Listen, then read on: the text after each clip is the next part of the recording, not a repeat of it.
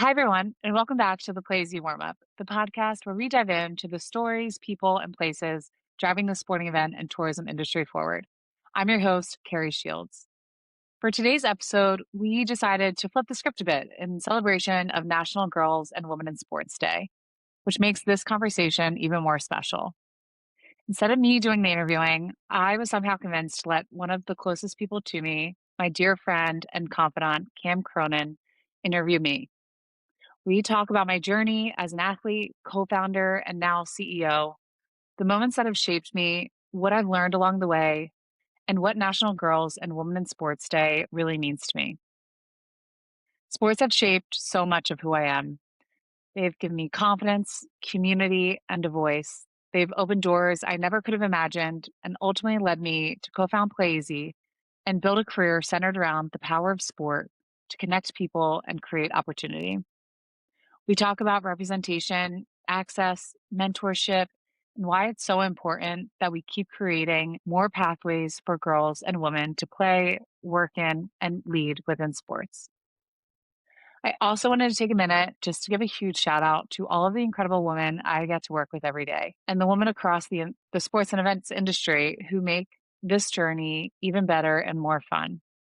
I'm genuinely a better person and a better professional because of all of you. It's not often I get the chance to reflect. It's not something I've taken a lot of time to do over the course of the last 7, 8 years. And so I was just incredibly grateful to Cam, creating a space that I felt like I could be myself, share a bit more of my personal side and more of my story. It also reminded me how grateful I am for every teammate, every coach and colleague, mentor, friend, my family, and community members who have been a part of this journey. So, with that, let's jump in. Here's my conversation with Cam. Today's episode is sponsored by the Playeasy Innovator Summit, happening this summer, June 15th through 17th, 2026, in Ann Arbor, Michigan, at the Vanguard Ann Arbor. The Innovator Summit is Playeasy's annual gathering of destination leaders, event organizers, and industry partners. 3 days of hands-on innovation, real conversations, and practical ideas you can bring back to your community. Ann Arbor is a city that knows sports and knows how to host. Just 20 minutes from the airport, it's easy to get to and get around, with top-tier sports facilities, a walkable downtown, and 400-plus restaurants perfect for connecting outside of sessions. Between meetings, take in the energy of the University of Michigan, explore the Huron River, and be sure to stay for a private tour of the Big House on our final evening together. If you're thinking about innovation, technology, and what's next for hosting, we'd love to see you in Ann Arbor this June. Kerri, I'm super glad to be here with you. And I'll just say to everybody who I don't know and is out there on the internet, I'm super glad to be here for National Girls and Women in Sports Day, and excited to turn the tables a little bit on Kerri. I know Kerri is usually hosting these, but just jazzed to be here and learn more about Kerri's time in sports, her journey as a founder, and generally pry a little bit into more just about Kerri Shields. So, Kerri, how are you feeling being on the other side of the table? Cameron, I'm very nervous that after this you're going to take my job. So I am very excited and humble that you are doing this for us. And I'm not used to being on this side of things. And so if we were going to do it, I wanted to do it with someone I trusted and someone who makes me feel like the best version of myself. And you are one of those people. So really, thank you for that's for very doing kind. this. So I could not be happier to be here. I want to start with a question just about the Playeasy origins, because I remember during the pandemic when sort of the pivot and shift of the organization happened, we were talking a lot about that, and have talked about it a lot since. But early on, you guys were running your own events, and now being, where you guys are, wondered, like, in looking back, what frustrations or patterns kept coming up to make you realize that the industry needed something like Playeasy.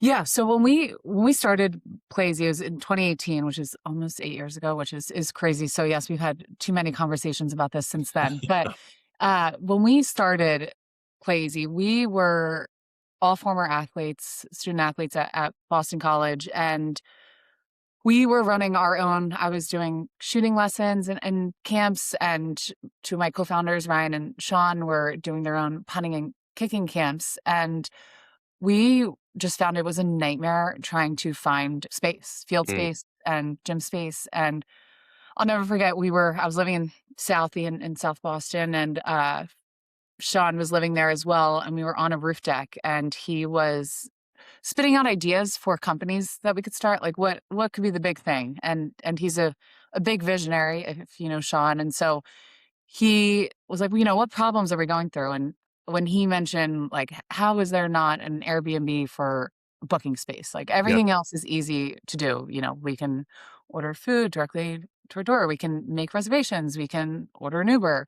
Um, and when he said that, it really resonated with me because I was trying to find gyms in Boston, which is one of the biggest sports cities in the country. And yeah, it was a nightmare trying to find the decision maker. And then once you found the decision maker, the whole process of renting space was just a nightmare. And so when we first started, we really went out to build that Airbnb for booking athletic space. right. And what we found over the course of, those first 2 years was that there was this whole ecosystem that we did not know existed, and that was sports tourism and Mm, events. And so it wasn't just a problem of, me, Joe Schmo, trying to book space in Boston, but it was, hey, there's Branson, Missouri, who needs to bring events into their city to mm, create economic impact within that city, and then they have to make sure that that event has the best experience possible. And so in 2019, we moved to Indianapolis for the summer. We were part of the Techstars, the first Stars, ever right, sports Techstars program. right, And the city of Indianapolis was the first city. They essentially like started sports tourism. So they built the best venues in the country to be able to attract these types of events to create an economic impact within that city. And so right, it really opened our eyes to, okay, there is a much bigger problem than just finding and booking space. It is a fragmented industry that yeah, needs a solution. And so very long-winded answer, but to take you to the pandemic was when there was an even greater need for that digital connection. And right, so how were people finding the decision makers? You couldn't go to conferences, you couldn't travel, everyone was online. And so we saw it as an opportunity to grow into not just the transactional finding and booking space, but how can we be the connection point of this whole sports tourism and events ecosystem? right.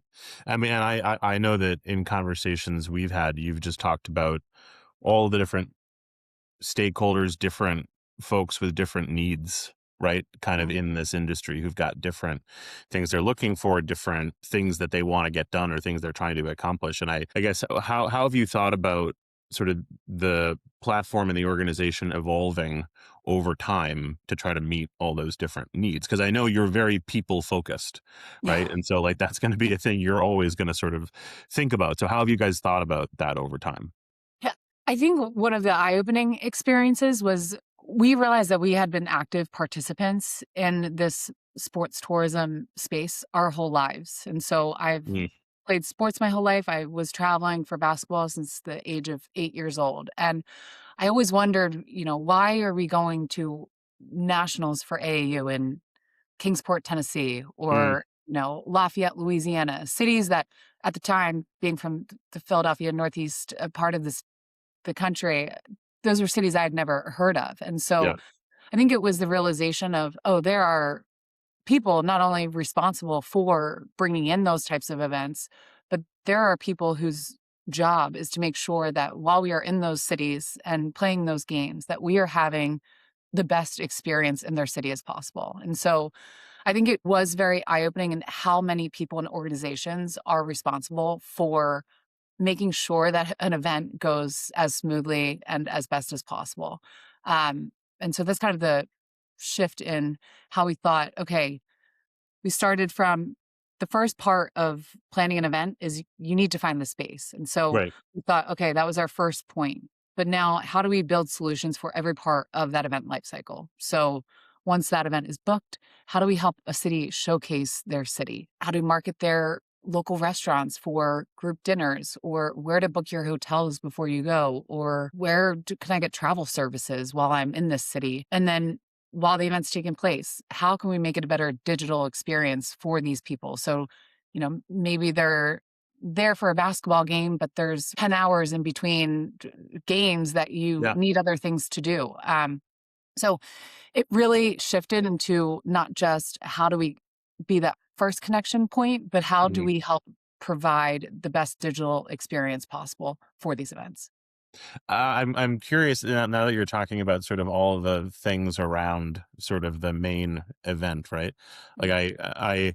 I know how much you have traveled in your life, like as somebody who's playing sports, particularly succeeding a lot and doing really well. Can you think about like either one or two like particular memories that you have like of sports tourism trips that you have gone on like as an athlete, and what did they get right? What are memories of things that the organizers of that event, even if you may not have been thinking about it at the time, got right that had Yeah. nothing to do with the game or the actual sort of event that was happening?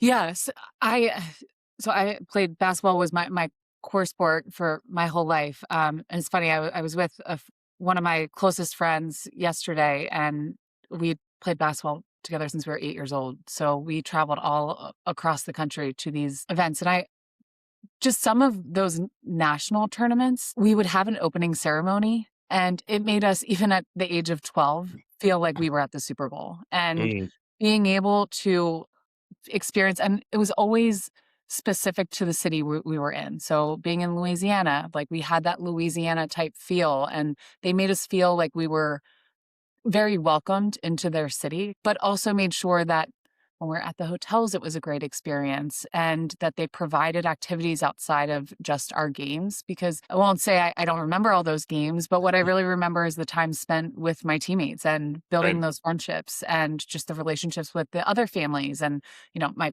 parents coached. And so being able to have those relationships built for them. Um, and then also just in college, I mentioned this recently on a podcast.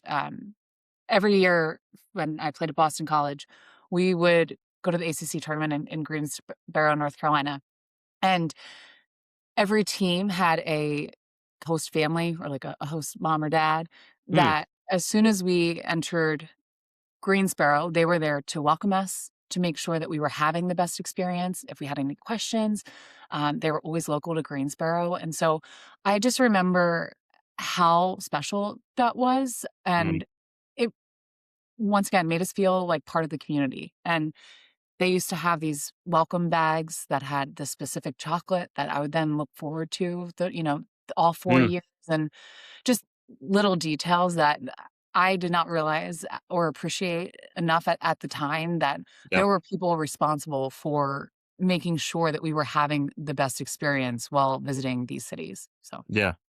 It's I mean those small personal touches like are the reason. I mean, if I think about like tourism, like whenever I go anywhere, it's less about some of the bigger things, and the things that I hang on to more or remember are like the random, offshoot that I had where I like met somebody or had a conversation with somebody who I wasn't anticipating doing it. What's not necessarily like the big thing. And totally. so I think that those are the really special like moments in any tourism event, and but it sounds like Yeah, especially in sports tourism that holds true too.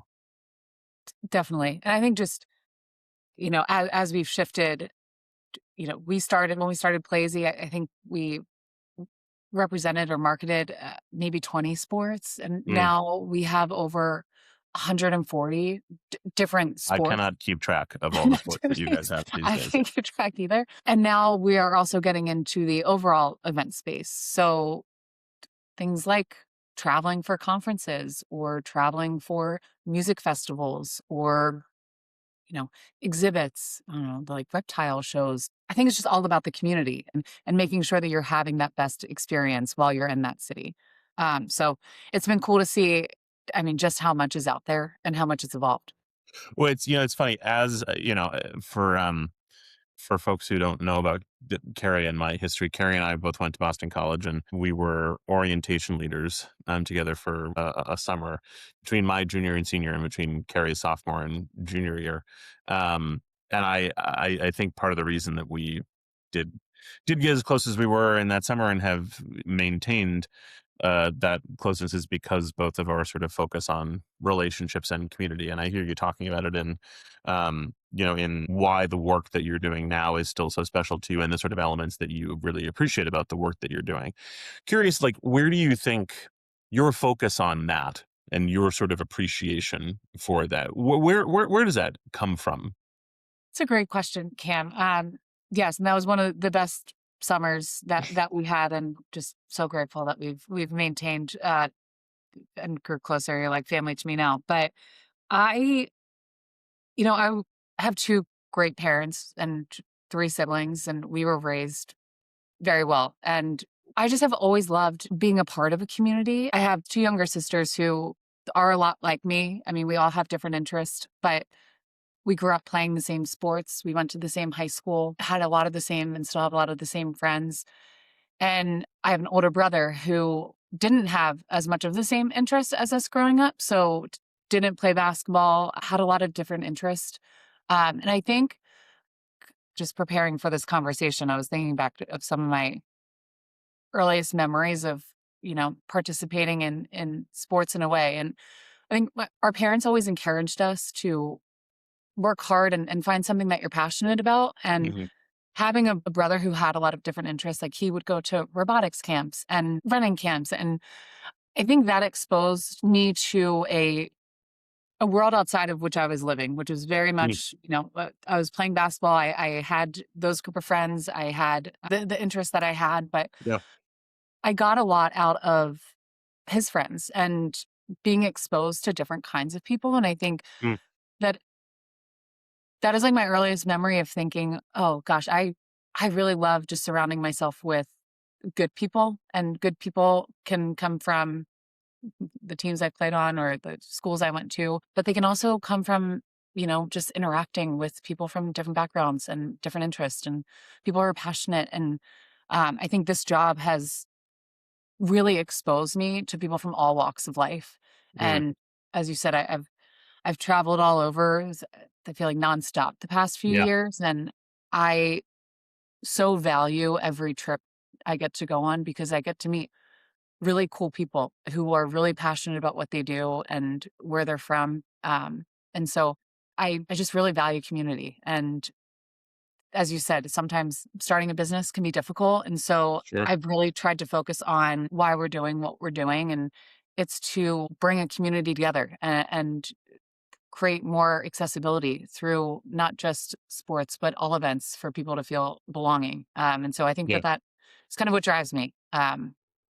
Sorry, that was another long-winded answer, but No, no. This is the I know, reflecting. and I know this is the most vain you've probably felt in a while, but this is the whole point, Barry, is for us to learn more about you. I mean, and what it's funny. What I'll say too is, like, I think back to the summer that we spent working together, and I used to be an athlete when I was younger. I wasn't an athlete in college. So it's not like we came from totally different backgrounds, but by that point in my life, I wasn't playing sports competitively anymore. I was acting more. That's what I was doing mostly in college, and I did that after as well. But and not that BC was a school where there was a lot of divisions between, like, anybody for any particular reason. Just in our time meeting each other and getting to know each other, I always found you to be incredibly curious, and incredibly interested in people that are different from you. And so I could not agree more in your sentiments about Jim and your older brother, and that totally scans to me. Yeah, that it's funny because I mean, that OL orientation leaders, it's probably different at other universities, but it was a big thing. It was a lot of work that went into that summer. And Right. I remember making the decision to accept that job because I was in summer school for playing basketball. We had to Right. stay all summer. I had to take classes. And so I had to ask for permission to have a job. And Mm. I knew it was going to be really hard, that I would have to make a lot of sacrifices that Yeah. summer. So whether that be, I was working out at 4:35 a.m. just for us to get to sessions and then Right. going to summer class at 6 to 9 p.m. But it was the best decision I ever made because I had great friends within the student athlete world Yeah. and had just friends in different ways, but it exposed me to people I would have never met at school. And still to this day, not just you, but some of my closest friends were people I met that summer. And so I really appreciate and am always thankful when I look back at that time and all of the people that I met along that journey. Because it was really special. And I'm a better person and now a better professional from that experience. Well, I was going to say it strikes me as not surprising at all that you were wanting to ask permission to do a job. But I think to the point you were making otherwise, right? Like the job was mostly about helping to shepherd people from one phase of their life into another, and one where they were going to be on their own and taking on more responsibility for themselves, and sort of helping them do that with some level of care and assistance. Again, it's people and community focused, right? And so that doesn't strike me as surprising at all, given what you've said about other about other parts of your life. But I'm interested too, because you started to talk about this, I think, a little bit, especially as you're talking about traveling and meeting all different kinds of people. I don't know if many folks know this about you or not, but you spent some time living abroad, doing a grad program and playing basketball in Ireland, in Belfast. And I'm curious because I think there are some very particular dynamics about that part of the world, and having lived there and being people focused. And I'm curious how you experienced sports impact over there, particularly on people in communities, and if that was at all different from how you'd experienced it before, maybe before going there. Yes, definitely. I mean, so I decided once I was done playing and graduated from BC that I wasn't ready to fully let the game go, but I knew that I didn't have the opportunity to travel abroad as a lot of students get in college. And so I Right. thought, okay, I want to have that experience. I still want to play, but also this opportunity came up that I could also continue to study. So I could get my MBA while I was doing both of those things. And so in August, after I graduated, I moved to Belfast, Northern Ireland. I knew 0 people. Missed my flight over there. I'll never forget, my connection flight. But for those that know me, know that's not surprising. I was going to say. But I didn't have a phone. Oh, it was wild. Yeah, so I moved there and spent over a year. So I played for a team in their Super League, so their professional league in Belfast, and then played for our university team, for the university I went to, as well as a few games for Team Ireland. And then I studied, did my MBA, which was awesome. School is a bit different over there. To complete my MBA, I had to write a 200-page dissertation. And I remember having to figure out the topic, that I was one, how on earth am I going to write 200 pages on anything? Right. Right.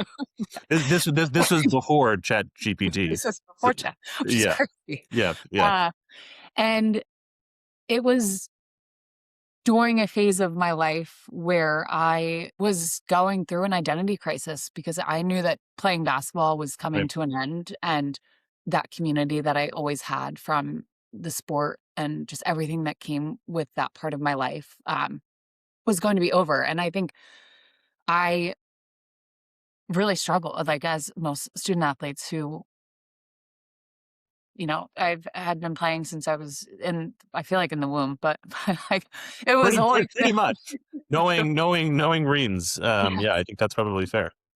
I, you know, every day I had was scheduled, and yeah, I went to school. I trained for 2 hours. Then I went to practice, and then I did homework, and then I did it again. And on weekends I was playing. And so, and in college it was, you went to team meetings, you went to lifting, practice, games, shooting, Right. school. And so when I was living in Belfast, it was the start of me really coming to that realization. And so I decided, kind of selfishly, but thank God at the time, doing my dissertation on how the impact of playing collegiate sports had on women in leadership roles in Mm. male-dominated spaces, and so I say it was selfish because I really wanted to understand what what I gain What you were from in for. well, yeah, what I was before, yeah, dear God, if you Right. told me back then. But, really, what did I learn during that time that will help me be able to succeed or survive Yeah. from, for this next phase of my life? And Yeah. because outside of the orientation leader job, I had a few internships, but I had never really had a job, so I felt behind in that way. I didn't really know what I Mm. wanted to do with my life, because I was a double major. I was a marketing and management and leadership majors at BC and studying business, so I had no real focus of what I knew I wanted to do, and so writing that dissertation was so helpful because I Mm. was able to interview about 20 incredible women who had very high up positions, whether that be, a broadcaster or head of an MBA organization or, a leader in finance, and Yeah. was able to really understand from their perspective what they gained from playing sports and their experience of playing college sports and how they were able to attribute that to their roles today. And so I think that was the one piece of my time in Belfast that was special and transforming in how how valuable sports were to my life. Then on the other side of this program was volunteering. And so for anywhere between 6 to 10 hours a week, I would volunteer through this program that I was a part of that would use sport to bring people together. Um, for me, it was basketball. And if anyone knows anything about Belfast, there is a history of the Troubles, and so there was a Protestant side and a Catholic side, and this was all I knew nothing. I thought I was going to Ireland, and I was going to be doing my Irish jig and taking up, Irish dancing in the streets. And so I was in for an awakening. But uh, one of the volunteer programs I did was I would work with youth, ages 13 to 25, Okay. who were from some of the rougher parts of Belfast on both the Protestant and Catholic side. Yeah. And we would use sport as a way to connect and help mentor these kids. And also there was a police force, so we would bring the police in, and it helped really bridge the gap between the police are people, and you there is a life that I highly suggest if you don't know about the Troubles and you don't know what is going on in Northern Ireland, definitely look it up. But anyway, so We'll put some things in the chat. We're not going to yes, try to explain it all ourselves. We'll put some. Yeah. but but there was a moment I remember my first month. The kids barely spoke to me. I was the only girl uh, in the program that volunteering program that I was Mm. in, and there was one session that we had where we were going through different topics, and the one topic was, okay, how do you feel when you miss a penalty kick? Like, what emotion does like that make you feel? And I remember I had missed a penalty kick when I was in seventh grade, and I still can't I get was over. like, good. Yeah. Yeah. It's still on your mind. Yeah, I'm sure. And I remember the emotion, and the kid I was sitting next to, started cursing and was like, "Oh," and I was like, "No, I feel that. Like, that was 10, 15 years ago, and I will never let that feeling go." And we bonded over that, and Mm. it was the first time I was really able to get one of the kids to open up, and I was like, "Oh, okay." So it was my experience with sports and being able to connect with them at a human level that we really have nothing in common outside of just sport, and so that I don't know, I remember that was just a critical moment kind of in my time over there of realizing, okay, not only did I, get all of these intangibles from my playing days and just the Yeah. experience I had with sports, but also sport can be this vehicle to bring people together, people from all different backgrounds. And um, I'm so at the time, it was hard because Yeah. when you're just going to Irish dance and drink a bunch of Guinness and spend your time abroad that way, Which you still did do a little bit of. Yeah. just still done. But I had the most rewarding experience living Mm. over there, and I think it really impacted the work that I do today. I also have some of my closest friends. I was just over there on a trip for a week for one of my very close friends' weddings, Right. and I still consider, some of those people family. Like, I have a full Irish family, and how special is that I am blessed with, the best people from the homeland, um, who are still very much in my life. So, Well, and who are in the rest of your family's life as well to some extent. Like I'd like if you don't know anything about the Shields family, do you know that you should know that they do go all in. So I know yes. like Jim Jim goes over and runs some camps over there too, and so I Yeah. know it is like yeah, you guys but when you guys go in, you go in hard. Yes, yeah, I think he believes that he brought pickleball over there, so but, Yeah. yes, and just yeah, a great experience, and I think it was just crucial to my development, especially at that time of my life. Well, it's so interesting. Like two things I heard in what you said that I thought were really interesting. One is just like this idea that you don't really realize sort of what sport is doing for you, and like if you're dedicating so much of your time and energy to it, you can get to a point, especially if you're nearing the end of your active playing career, where you can feel sort of adrift about, well, what do I have now? Like, what are the skills I have? Like, if I'm not going to be able to compete at the level that I have been, how do I think about sort of making that transition? And I guess I'm curious, like, because now you are very much the leader of a company, right? And so it's clear that the skills and abilities that you have translated into that.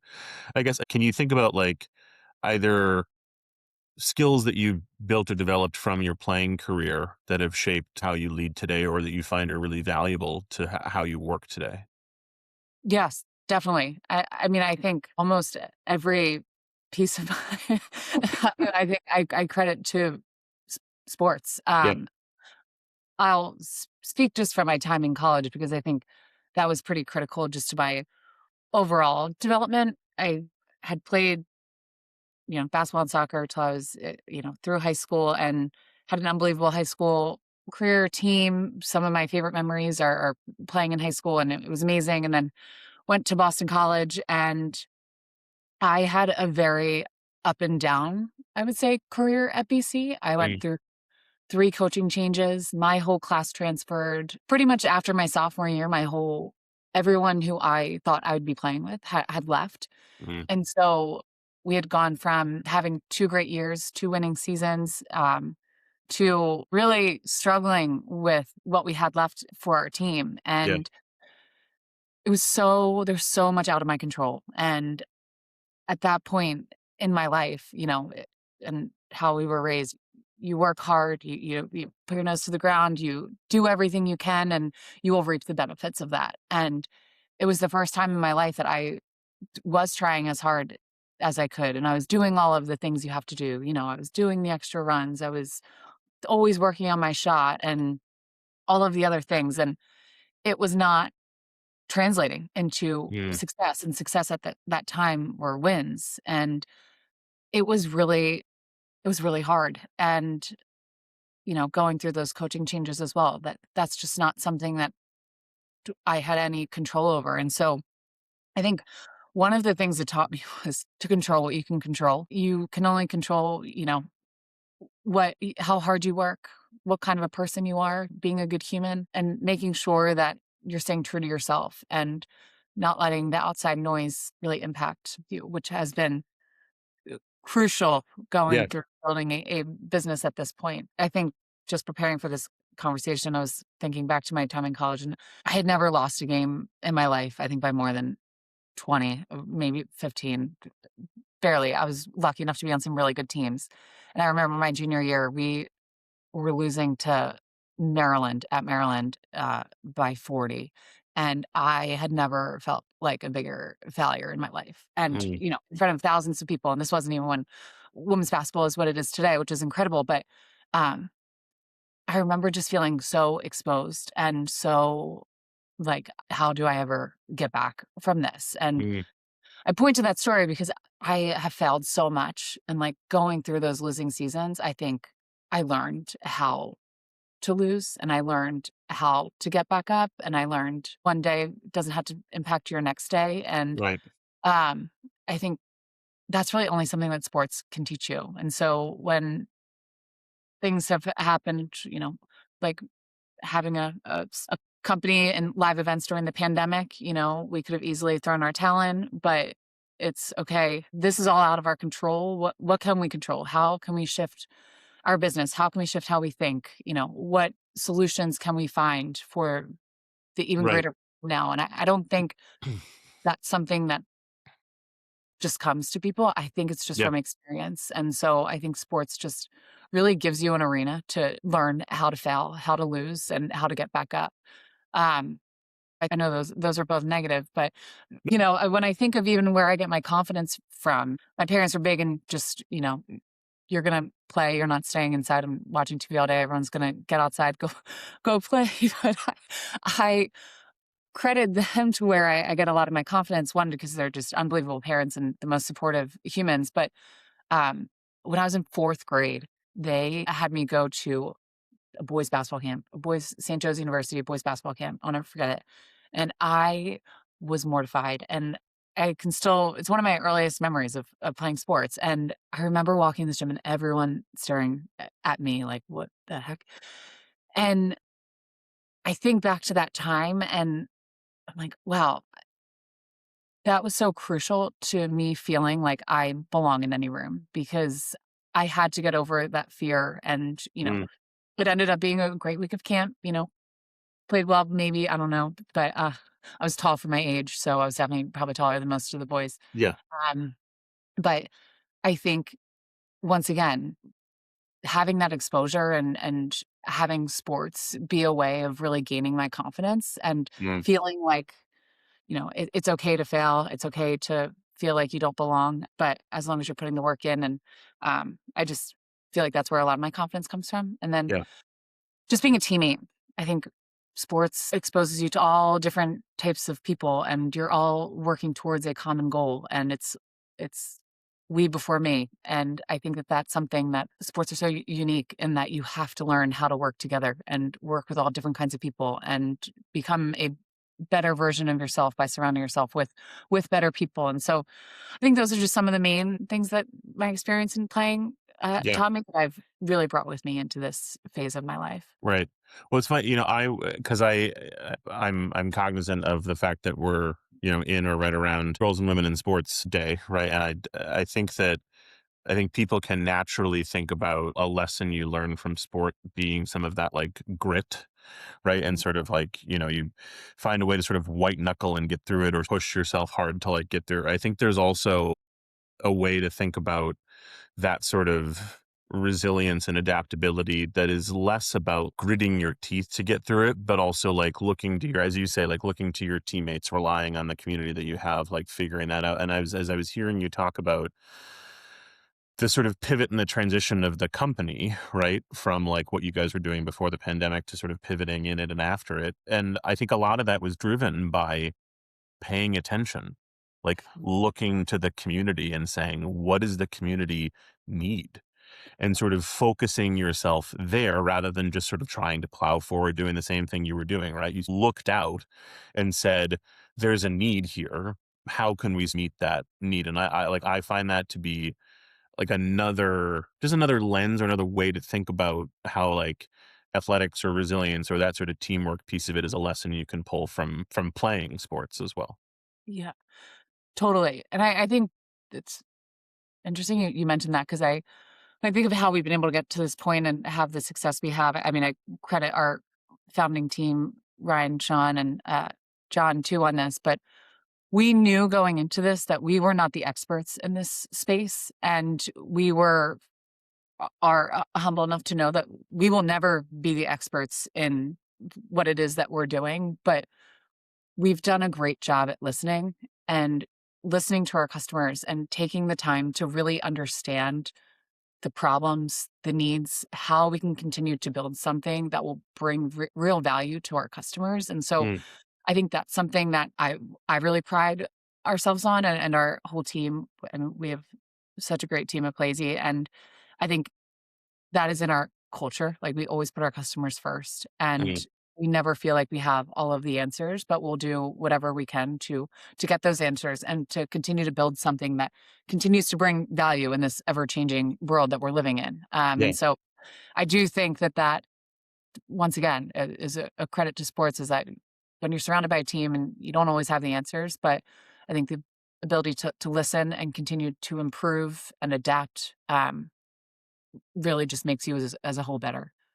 Well, I'm going to ask you a question that is may may ask you to forecast or envision some things that you don't are less comfortable with or don't know about. But I'm curious, just based on your experience, because you guys have sort of, I think, to lead and or usher in a bit of a revolution or a change in how this industry is working, right? It's been very fragmented, right? And I think the work that you guys do has really provided a solution that has been so needed and is, I think, is changing the way the industry probably works in some ways.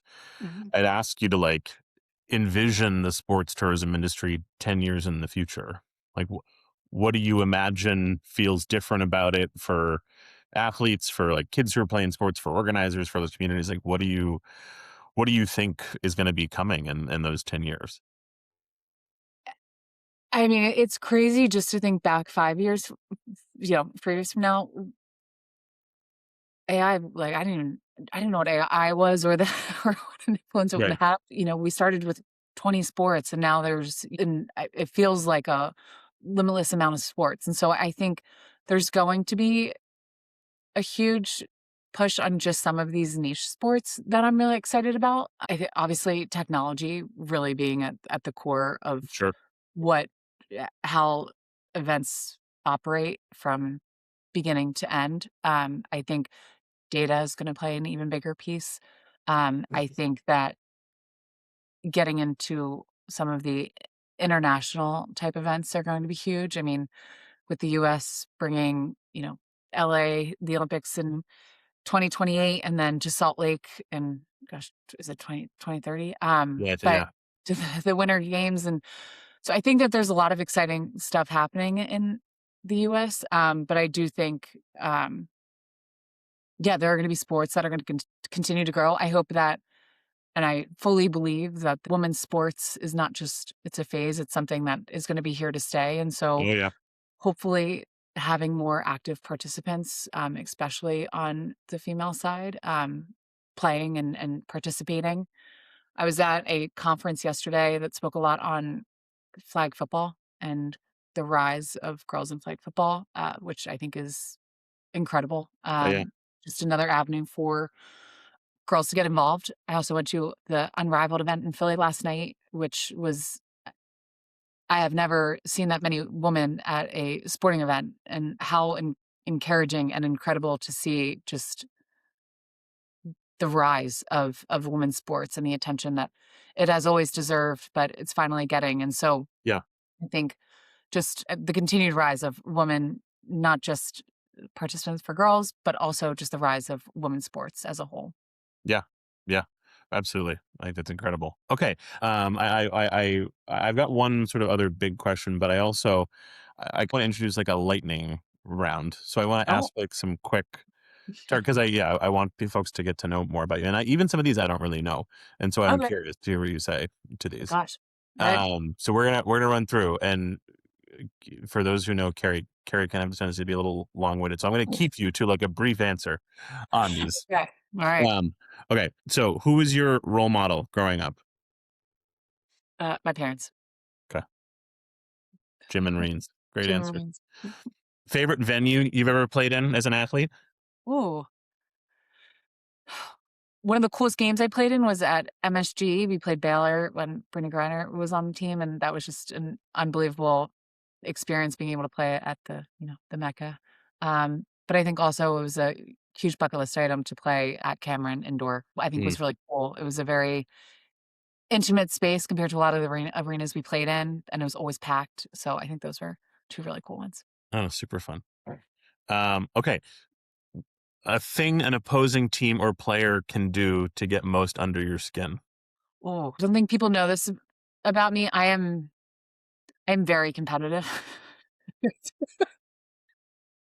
It is a it's something I've been able to really put under under wraps since my playing days, but it does come out. I mean, saying anything negative to me, I think just will ignites something in me. I've played some games competitively against you, not bored more than athletic, and yeah, I can. Yeah, I agree. Yeah, it works. It does. Yep. Yeah. Doubting Um, me. Yeah, doubting doubting me or you. my team. Yep. Yeah, yeah. Best piece of advice you've ever received? Oh, this is a hard one. I've have so many great mentors who've been helpful, but I do think the controlling the controllables is great, but I Yeah. also think enjoying the journey, not just the destination. I think that's something that I've really tried in recent years to Mm, be better at. I think I've improved a lot, but I think those 2 stick out. okay. What concession item are you most fired up to get at an Oh, arena or stadium? this is a hard one because I would say I love soft pretzels, but they're not as good. Philly is known for their soft pretzels, so they're not always as good at You're all their spoiled. You're spoiled. holidays. Yeah. But yeah, Philly just has they had crab fries yesterday. I was like, ah. Which I I've would say had recently, anything. which are very good. Yes, anything unique to the city, I like to try.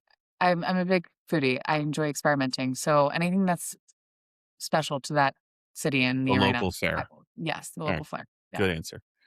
Um, and what's one thing you feel you're still working on as a leader? a lot. I do think enjoying the journey. I think as a leader as a co-founder of this company, it's been such a roller coaster and so many highs and so many lows. Um, but I think similar to my playing career, it's the moments along the way, with your team or the people you're meeting or the places you're going and all the cool things that I am so lucky to be able to do. I think just really staying true to enjoying where I'm at. Mm, good. Okay. And then all right. So I have one final question. Oh Um, gosh. which well, I'm making it. I'm building it up against this big thing, and which is not really. But just I think you're. I don't know. I think the journey and trajectory you sort of been on are unique, and very interesting. And I'm curious, like, something surprising that you feel like you've learned about yourself on your journey from being an athlete to founding Playeasy to now leading it in the way that you are. I think that I'm a lot stronger than I thought. I I am very competitive. I'm a hard worker, but I'm also sensitive and I care deeply. Yeah. When I care about something, I really, really care. Um, and I think, having my career not pan out the way that I wanted to, playing in college and all the things that happened there, and just feeling, am I ever going to get through this? And going through the hard times of this journey of Mm, uh, co-founding Playeasy, there's a lot of really lonely times, and it's really hard. And there's been days that felt similar, like how are we going to keep going? And I think I have just realized I'm a lot stronger than I thought. Um, and that, when you surround yourself with good people on the days that you feel like you can't just keep going, I think um, I've really invested time in those close relationships that I have, you being obviously one of them. But really leaning on those people, and I think that's a big lesson too. I'm usually one to not really speak about how I'm feeling or really asking for help when needed. And I think that I've realized that it's okay to ask for help and really lean on your support system when you need it. Because I think that I wouldn't be where I am today if it wasn't for those relationships and that support. So, yeah. um, I mean, that is a mark of strength, is the ability to know when you need that support, and you lean on it so you can be strong, not because you have weakness, right? Like that's not. Yeah. I think that that's a big thing Two, I went to a women's conference yesterday, and a big theme was authentic leadership. And historically, my leadership style was I'm a perfectionist, so that not as much anymore from doing this, but I think that I used to feel like I always had to be on and I always had to be this best version of myself in every setting. And one, no one's perfect. And two, it's just not attainable. And I think I've realized that being true to myself and like leading as my authentic self wherever I'm at that day or that month or that time, I think Yeah. that is real strength. And that's something I've really tried and put a lot of effort into leading more authentically, both professionally and personally, because I think I've only gained stronger relationships, whether that be work relationships or, yeah, just leading authentically. I think has been something I didn't realize I needed as much, and I'm grateful that I'm really diving into that. So Well, having watched from the very near sidelines for a lot of that journey, it's been really encouraging and lovely to see you be courageous and take those risks. And could not be happier that it's yielded that lesson for you, because I think there couldn't be a better person to take that lesson away and to experience that positivity from having done that. So yeah, I'm thank super you, glad to hear it. thank Yeah, of you. course. You're a big reason, and I know our producers are on here too listening, but I think we're so lucky to have the team that we have, and it's not easy starting a company, and it's also not easy to join a company that's building something, and I'm surrounded on a day-to-day basis by people who make me better, and yes, I'm in a leadership role, but I really feel like we're all part of a team, and they've made just this journey even more enjoyable and my day-to-day, a lot happier, and I laugh a lot more, with people, so Yeah. Well, I don't think there's any better place that we could leave it. wow. Um, so Kerri, I wanted to just say thank you for allowing the tables to be turned on you Guaranteed. for an hour or so. I appreciate it. And thank you so much for trusting me to come on. This is super exciting for me. And I know next time when we come back, we'll be back to our regularly scheduled program where you'll be in the interviewer seat. But but yeah, thanks for having me. Yeah. No, Cam, thank you. I know this was something I'm not usually one to talk well, to you I do on, on but I thought it was important. I love, starting this podcast was a passion project, but something I've always wanted to do because we get to meet some really cool people with really interesting stories, and Yeah. being able to amplify those stories has been such a passion of mine. And I don't like being on camera, and I don't typically like to hear my voice. So it's still getting over that. But I think it was important for people to learn a bit more about me. And Yes. I think, as I said, there's no one else I would have rather been able to have this conversation with. So um, I thank you for your friendship and for being here, not just through life, but through this journey, because I really wouldn't be here without you. So thank you. Couldn't be happy to be here. And folks, we'll see you for part two at some undetermined date at the Dead Rabbit.